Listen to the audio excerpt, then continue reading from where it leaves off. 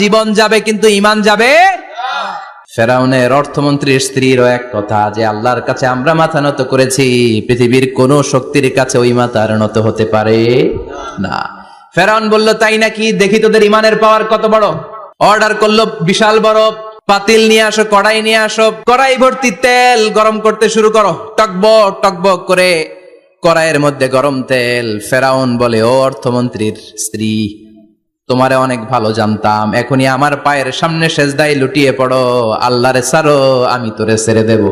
অর্থমন্ত্রীর বউ বলে, এত সোজা না। সুবহানাল্লাহ বলেন। কি ঈমান?